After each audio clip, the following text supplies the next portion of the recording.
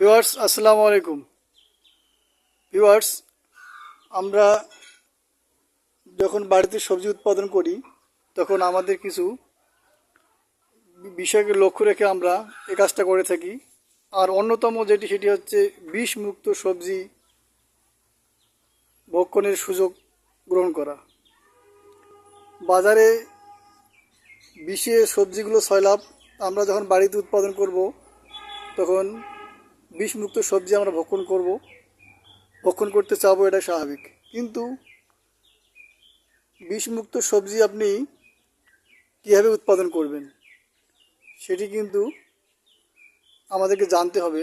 কারণ সবজিতে, বিশেষ করে আমি যদি কুমড়োর কথা বলি, এই কুমড়োতে মাছি পোকার আক্রমণের এত তীব্রতা, সেখানে আপনি চাইলেও কিন্তু বিষমুক্ত সবজি সহজ উৎপাদন করতে পারবেন না।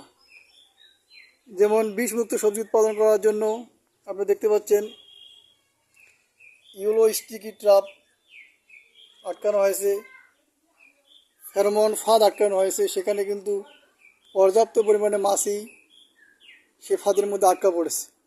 তারপরও এই কুমড়োর মধ্যে মাছি পোকা আক্রমণ করেছে, নষ্ট হয়ে যাবে কয়েকদিন পরে। তাই আপনাকে এই ফেরোমন ফাঁদ, স্টিকি ফাঁদ এর পাশাপাশি যে কাজটা করতে হবে সেটি হচ্ছে আপনার কুমড়োর যে জালিটা যখন হবে তখন আপনাকে ছোট থাকা অবস্থায় আপনাকে পলিথিন দিয়ে বাঁধতে হবে। এবং আটকানোর সময় আপনাকে লক্ষ্য রাখতে হবে ফুলটা যেন কোনোভাবেই পলিথিন দিয়ে আটকা না পড়ে।